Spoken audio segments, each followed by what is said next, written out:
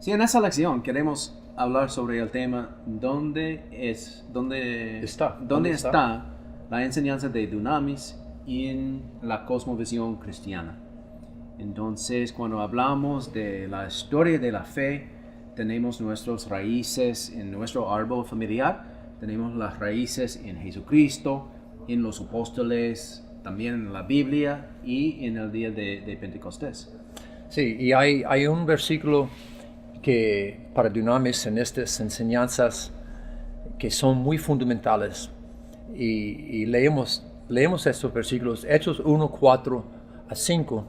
Mientras Jesús comía con ellos, les ordenó: no se alejan de Jerusalén, sino esperan la promesa del Padre, de la cual les he hablado. Juan bautizó con agua, pero dentro de pocos días ustedes serán bautizados con el Espíritu Santo. También Hechos 1:8, Jesús seguía hablando y dijo: cuando venga el Espíritu Santo sobre ustedes, recibirán poder y serán mis testigos, tanto en Jerusalén como toda Judea y Samaria y hasta los confines de la tierra. Sí, esos versículos son como los versículos fundamentales en la enseñanza de Dunamis, que nosotros podemos recibir el poder del Espíritu Santo. Y en el árbol familiar de la iglesia venía la iglesia ortodoxa. Ajá. Es mejor que él se pronuncia esa palabra. La iglesia católica romana y también la iglesia protestante. Y mientras dentro de la iglesia protestante hay un montón de denominaciones. Cientos y cientos. Yes. Pero en la iglesia protestante hay un montón de denominaciones. Y cuando pensamos en la enseñanza de Dunamis, ¿cuál es el contexto de Dunamis? ¿Dónde está Dunamis en la iglesia protestante? En la iglesia protestante podemos ver diferentes olas del movimiento del Espíritu Santo. Y lo primero que podemos ver, o el lugar donde primero identificamos, está en las enseñanzas de L. Moody y R.A. Torrey de los años 1850 hasta 1910. Esos son los hombres que han captado o han escrito o han formado como la cosmovisión de nosotros o los fundamentales de nuestra enseñanza. Sí, especialmente R.A. Torrey y lo que él escribió y su hijo Arthur Torrey. Después de ese tiempo, o en este tiempo también, tenemos tres olas que podemos ver. Una es la ola pentecostal, que inició en el año 1900. Hay la ola de la renovación carismática, que inició aproximadamente en 1950. Y tenemos otro movimiento que se llama la tercera ola, que inició aproximadamente en 1990. Ok, entonces esas olas y el tiempo de D.L. Moody y de R.A. Torrey son muy influenciales en la formación de Dunamis. Son importantísimos. Podemos ver de dos hombres principales importantes, D.L. Moody y R.A. Torrey. Esos hombres eran influyentes en los últimos años de los 1800.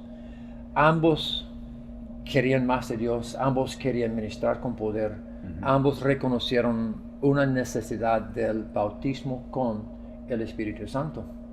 Y ambos experimentaron el mismo bautismo y el resultado era que su ministerio resultó más efectivo. Sí, entonces ellos tenían un encuentro con Dios.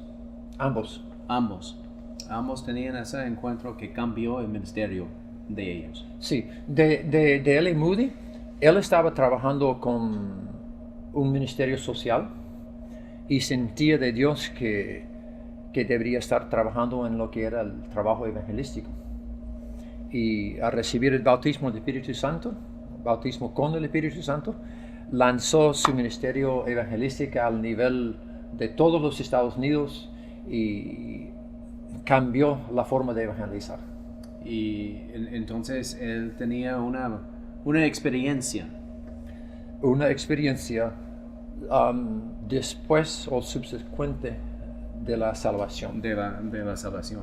Y con D.L. Moody y R.A. Torrey comenzó un movimiento poderoso del Espíritu Santo en esa época.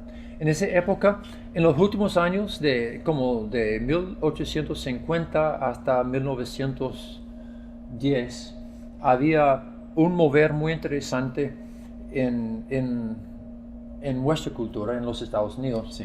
entre los protestantes. Y podemos ver el resultado de mayor evangelismo con D.L. Moody. Podemos ver por ejemplo, un hombre que me encanta leer de él, A.B. Simpson, que es de la iglesia misionera, y un mover de sanidad y hasta profética. Y los tres que ya mencioné, todos tenían una experiencia un empoderamiento. Y R.A. Torrey es uno de ellos, pero más asociado con D.L. Moody. Como Moody no era muy estudiado, Torrey sirvió como su maestro para enseñar y explicar lo que estaba pasando. Y cuando él recibió el bautismo del Espíritu Santo, R.A. Torrey. R.A. Torrey, Okay. lanzó un ministerio de enseñanza para apoyar a los pastores que seguía D.L. Moody. Sí, Torrey tenía un impacto grande en la historia de la iglesia en los Estados Unidos. Fue una evangelista muy exitoso. Entonces, pero ¿cuál era la experiencia del bautismo del Espíritu Santo en la vida de R.A. Torrey? Oraba, nada pasó. Entonces, Eso pasó en mi vida, pero... Entonces él aceptó que Dios había respondido a su oración. Solo aceptó, como podemos decir tal vez, por fe desnuda. Así sí. lo creo, como la palabra de Dios dice, es así. Y en un momento muy tranquilo, aparte, sintió que Dios le dijo, ya, vaya a predicar. ¿Y qué pasó cuando él predicó? La gente notaba que algo era diferente. Él no había dicho nada, solo que cuando predicaba, la gente sabía que algo pasó con R.A. Torrey. Sí, es como él predicó con un poder que él nunca ha tenido antes. Sí. Y la gente venía de lejos para escuchar a él y para responder a la invitación a conocer a Dios. R.A. Torrey fue una evangelista que predicó en frente de muchos de personas. Entonces, en sus writings, en sus escritos, Torrey está contando la historia de él y intentando de reflexionar y pensar en cómo invitar más gente a participar en ese bautismo del Espíritu Santo. Entonces, en esa época había un gran movimiento del Espíritu de Dios y D.L. Moody estaba tratando de incorporar las experiencias en la teología. R.A. Torrey también estaba escribiendo y también A.B. Simpson estaba también. escribiendo cosas. Mientras ellos estaban escribiendo sus cosas, venía otra ola del Espíritu Santo. ¿Y cómo explica eso? Bueno, lo que pasó en el año 1900 es que dentro del grupo de gente que eran del rama de la santidad, por ejemplo, como la iglesia nazareno y la iglesia metodista, que creían en una santidad completa, una segunda bendición. Entonces, Charles Parham era de ese grupo. En el año 1900, mientras que él estaba viajando, dejó estudiantes de su instituto bíblico una tarea. Y esa tarea era estudiar la Biblia para ver si había alguna señal concreta de que una persona hubiera sido bautizado con el Espíritu Santo. Wow. Qué tarea, ¿verdad? Qué tarea, sí. Y lo que pasó en una noche de oración y ayuno, una de las señoras fue bautizado con el Espíritu Santo y empezó a hablar en lenguas. Cuando Parham volvió, los estudiantes compartieron con él la experiencia. Entonces, con esto, hablar en lenguas estaba permanentemente vinculado con ser bautizado con el Espíritu Santo y además como la seña inicial principal. Eso fue algo diferente que experimentó Tori. Muy distinto, muy diferente. Porque Tori no habla nada mucho en su experiencia de hablar en lenguas en ese tiempo. Tori, A.B. Simpson, D.L. Moody, ninguno de ellos hablan de hablar en lenguas. Algunos no hablaban, otros tal vez que sí.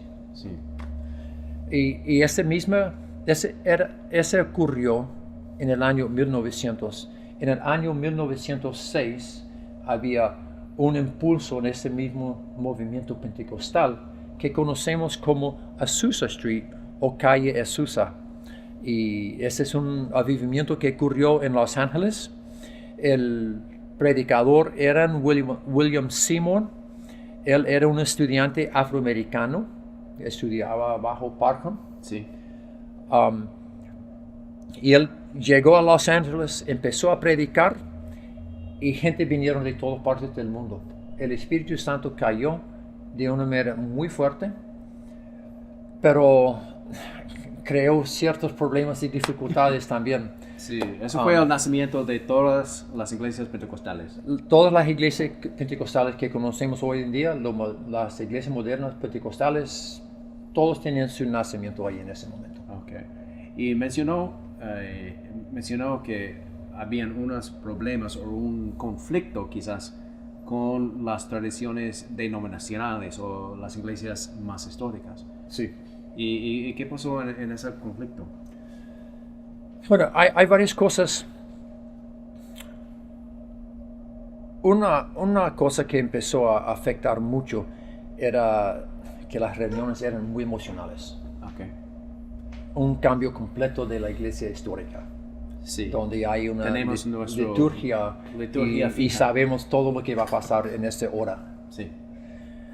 Otro es que había una gran diferencia en las clases socioeconómicas, Okay. porque mucho del mover del Espíritu Santo ocurrió en las iglesias de las clases bajas.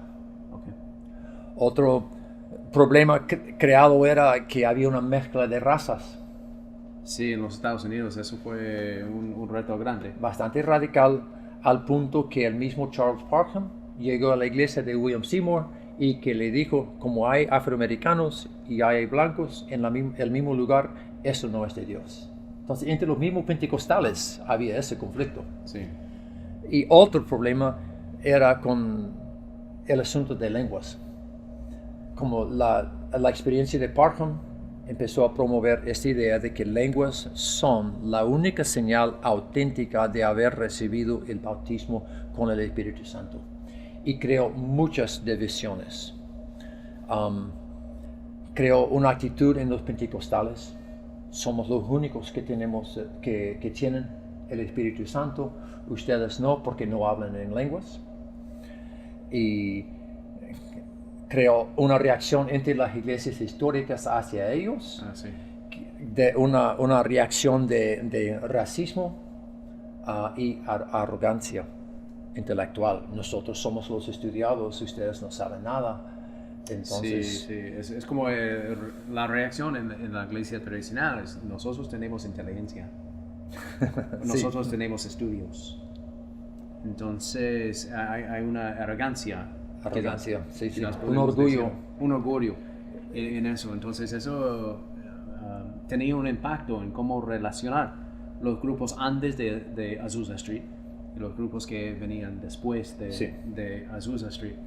Es importante entender que sí había gente que querían cruzar y no actuaron así. Ajá. Pero esas acciones y prejuicios que formaron causó una separación, una división fuerte. ¿Y qué pasó más años después? ¿Qué pasó cuando venía como esos dones del Espíritu Santo en las iglesias tradicionales? Okay. En el año 1950 había un señor actualmente de la iglesia de la Asamblea de Dios que quería alcanzar hombres fuera de la iglesia.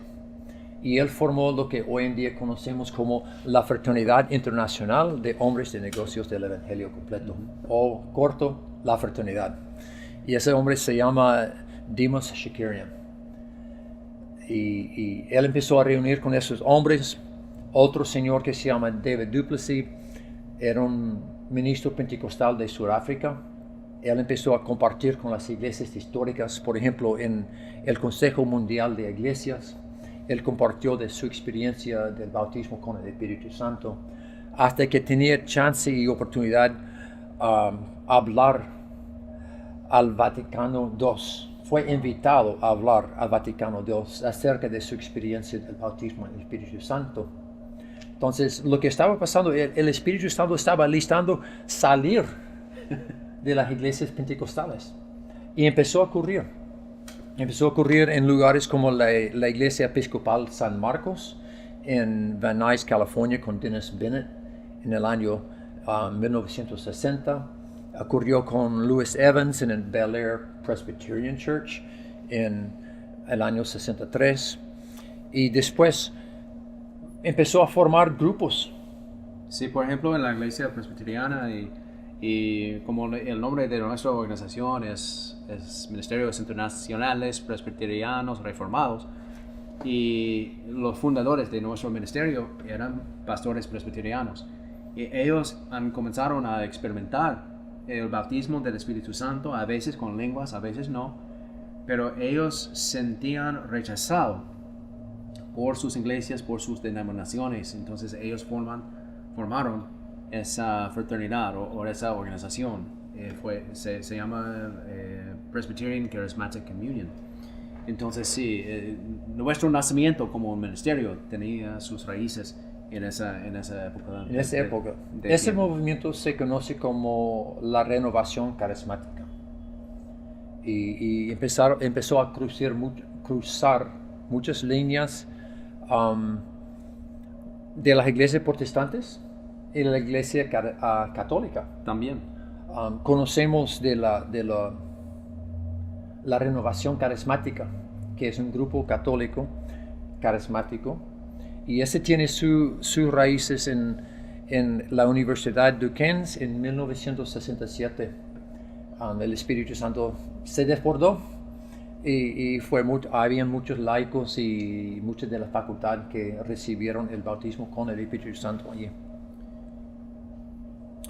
Pero había una distinción, una separación sobre el rol de santidad, sobre el rol de las lenguas. Habían unas ramas que desarrolló. Sí. Desarrollaron, sí. En ese tiempo. Bueno, al respecto a la santidad, ese cambio inició aún muchos años antes. En el año 1912 separaron algunas iglesias pentecostales que ya no creyeron en la segunda bendición y la santidad completa, sino una santidad cumplida en la cruz, pero progresivo. De nuevo, la Asamblea de Dios, la iglesia cuadrangular son de ese sector, pero mantenieron lo que era la idea de lenguas con la evidencia inicial. Entonces, brincamos a la renovación carismática. Entonces, las denominaciones históricas no tenían una teología. Ni cosmovisión. Ni cosmovisión para el bautismo en el Espíritu Santo, y lenguas y dones espirituales. Entonces, muchas veces lo que hicieron es que tomaron esta teología pentecostal, lenguas como la evidencia inicial de haber recibido el bautismo con el Espíritu Santo, y lo pasaron a sus iglesias, y de nuevo creó un conflicto, porque como yo hablo en lenguas, tal vez soy más espiritual que tú, que no hablas en lenguas. Y creó divisiones de nuevo en la iglesia. Muchas iglesias independientes nacieron. Entonces, seguimos en la historia. La tercera ola Comienza en las 80s más o menos. Sí. Con John Wimber y Peter Wagner y Chuck Kraft. Ellos eran los pioneros de lo que estamos llamando la tercera ola. Sí. La tercera ola era como una respuesta al mover carismático y ese conflicto de lenguas. La gente normalmente venía de una iglesia, lo que llamamos una iglesia evangélica más conservador, no tanto de las iglesias históricas, pero una iglesia más conservador, pero que creían que sí, el Espíritu Santo quería mover con sus dones espirituales aquí en la tierra para apoyar con el evangelismo del mundo. Como los pentecostales pueden designar Azusa Street como su evento de nacimiento, la tercera ola comienza con John Wimber. John Wimber era un profesor que enseñaba en el seminario teológico Fuller en California. Y él tenía una clase que enseñaba sobre milagros y prodigios. Y hasta en la misma clase oraban por los enfermos y echaron fuera demonios. Que era casi como un escándalo en una iglesia conservadora evangélica. Pero creó un movimiento del Espíritu Santo dentro de estas iglesias conservadoras evangélicas y impulsó esta tercera ola. Con sus distinciones, pero... Okay. ¿Y algunas de las distinciones de la tercera ola? ¿Cuáles son? Bueno, uno es la idea de que el bautismo con el Espíritu Santo ocurre al mismo momento de la salvación. De la salvación. Ese es uno de los puntos. Otro es que lenguas no es la evidencia inicial. O la evidencia única. O única de haber recibido el bautismo con el Espíritu Santo. Creen que todos los cristianos pueden ser usados por el Espíritu Santo y en el área de los dones espirituales, y el propósito de esos dones son para evangelizar y para ser testigos. Entonces regresamos a Hechos 1, versículo 8, para ser testigos. Recibimos el bautismo del Espíritu Santo para que podamos ser testigos. Y había una cosa más, que ellos buscaban un balance entre los dones espirituales, manifestación de poder, y el fruto del Espíritu, que era cambio de carácter. Entonces llegamos a punto de hacer la pregunta, ¿dónde está Dunamis en todo de eso? Veníamos de Ereatori, pero pasamos por la iglesia pentecostal, la iglesia carismática y la tercera ola. ¿Dónde estamos en Dunamis, en ese árbol de la familia? Tenemos... ¿Cómo explica? Bueno, algo que para mí me gusta de Dunamis es que está siempre dispuesto a escuchar del Espíritu Santo. Amén.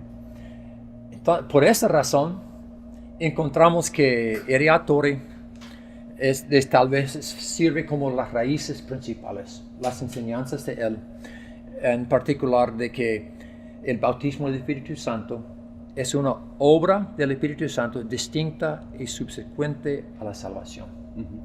Y también que el empoderamiento del Espíritu Santo, los dones del Espíritu Santo, son para testificar y servir a la iglesia. Entonces allí tenemos raíces y en la teología de Ereatori. Pero también podemos decir que tenemos como un pie en el grupo carismático, que con esta misma distinción de una experiencia distinta que la salvación, el bautismo del Espíritu Santo es diferente que la salvación. Y el otro pie, que lenguas no es la evidencia única de haber recibido el bautismo con el Espíritu Santo. Entonces la pie carismática es obra única. La pie de la tercera ola es lenguas no son lo único. Ok, entonces somos una mezcla. Una mezcla, porque creo que andan buscando seguir el Espíritu Santo. Nuestro deseo es para que podamos experimentar el poder del Espíritu Santo sobre nosotros, para que podamos ser testigos. Lo que queremos hacer en Dunamis es compartir una enseñanza que tiene sentido, que tiene una lógica, que tiene un base bíblico, para que podamos encontrar cómo funciona el Espíritu Santo dentro de nuestra vida. Entonces, como en el árbol de la familia de la iglesia, estamos aquí, en ese punto, con la influencia de la iglesia pentecostal, la influencia de la iglesia carismática y también con la influencia de A.B. Simpson, de D.L. Moody y de R.R. Torrey. Y la tercera ola. Y la tercera ola también. Entonces, en nuestra teología, estamos bien basados en la Biblia. Queremos ser personas de la Biblia. Queremos pensar de una manera bíblica. Entonces, estamos bien fundamentado en eso. Y también porque nuestra organización fue fundado por pastores presbiterianos. Tenemos una heritage, una herencia en la iglesia presbiteriana y reformada. Entonces tenemos como un punto de vista, nuestra cosmovisión, tenemos esos puntos de esa iglesia presbiteriana reformada. De la teología reformada. Sí. Pero además de todas esas cosas, hemos compartido, ¿verdad?, de diferentes influencias que hay en Dunamis. Algo que es más importante es que deseamos entender y seguir fielmente al Espíritu Santo. Queremos estar equipando a la iglesia para dar testimonio de Jesús y extender el reino hasta el fin de la tierra. Entonces, ¿oramos? Sí. Damos gracias por las raíces que tenemos. Por las raíces, una herencia rica. Una herencia rica, sí. Entonces oremos. Y gracias, Señor, por la influencia de la familia cristiana en la formación de la enseñanza de Dunamis. Señor, gracias por el movimiento del Espíritu Santo en los siglos de 1800 y 1900, para que podamos aprender y renovar nuestro compromiso en colaborar contigo. Señor, gracias por los hombres de A.B. Simpson, de R.R. Torrey, de D.L. Moody, y gracias por la influencia de ellos sobre nosotros. Y gracias, Señor, por los pensamientos que ellos han escrito para ayudarnos a organizar nuestra teología, nuestros pensamientos sobre quién es y qué hace el Espíritu Santo. Gracias, Señor, por las iglesias pentecostales y todas las historias de ellas que han influido la cultura y nuestra experiencia contigo. Gracias, Señor, por las iglesias que han sido influencial en nuestra vida, las iglesias que han experimentado la renovación carismática y la renovación en la tercera ola. Señor, nosotros queremos ser usados por el Espíritu Santo en nuestro ministerio. Y en las próximas clases, las lecciones de Dunamis, ayúdanos a comprender cómo podemos colaborar contigo en su obra. En el nombre de Jesús. Amén. Amén.